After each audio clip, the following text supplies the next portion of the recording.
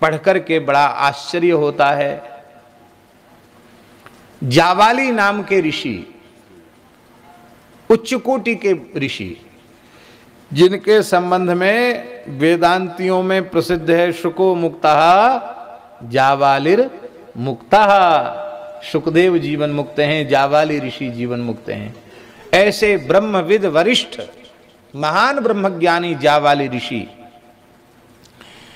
वे यह अनुभव कर रहे थे कि हमारी ब्रह्मज्ञान की अवस्था ही सर्वोच्च अवस्था है और इससे ऊंची कोई स्थिति नहीं है, ऐसा वे समझ रहे थे।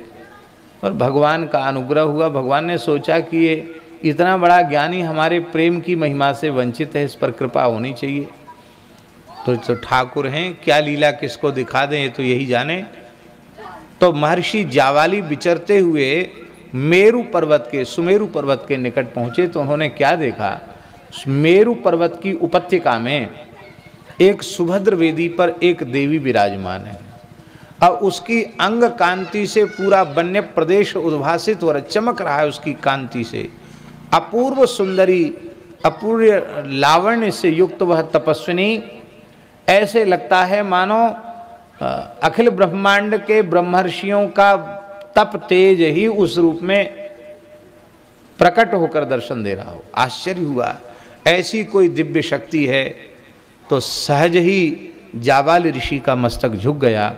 तब उन्होंने कहा कि भगवती, कोई आप असामान्य तो लग रही हैं, आप क्या हैं, कौन हैं? आपकी अंग कांति से पूरा पर्वत और वन चमक रहा है, आपका परिचय हम प्राप्त करना चाहते हैं और आपको कठोर तप में लगे हुए देखकर हमें आश्चर्य इसलिए हो रहा है कि किसी न किसी कामना की पूर्ति की अभिलाषा से ही इस प्रकार का कठोर तप किया जा सकता है। तो आपके मन में कौन सी कामना है जिसकी पूर्ति के लिए आप यहाँ निर्जन वन में इतना कठोर तप कर रही हो? आप कौन हो, आपका परिचय हम जानना चाहते हैं।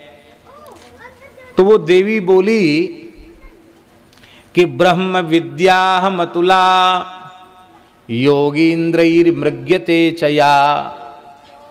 बड़े बड़े योगींद्र महामुनिंद्र जिसको खोजते हैं वही मैं ब्रह्म विद्या हूं। अरे आप साक्षात, हाँ मैं ब्रह्म विद्या हूं।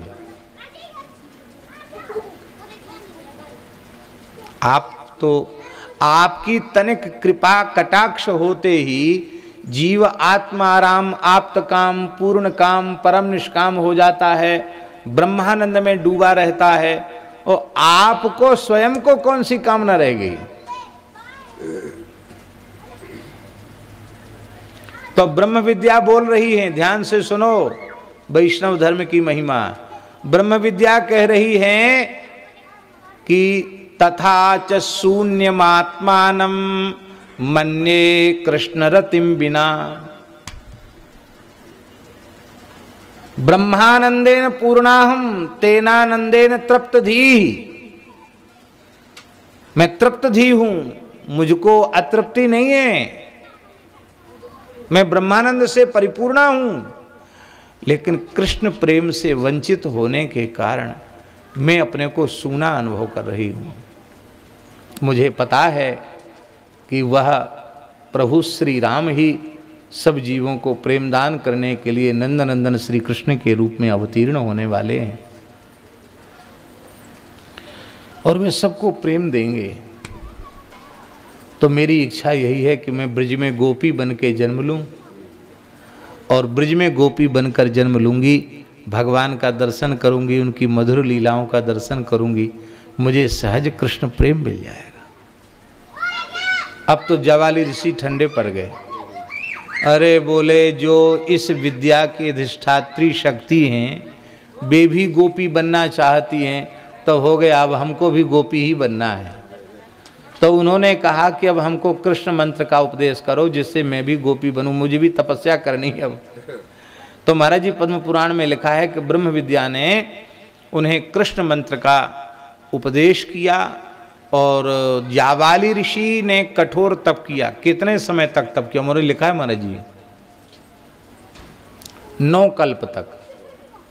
कितने कल्प तक? 9 कल्प तक जावाली ऋषि ने तप किया। तब वे प्रचंड नाम के गोप के घर में चित्रगंधा नाम की गोपी के रूप में प्रकट हुए, जिनके यहां भगवान ने माखन चोरी किया।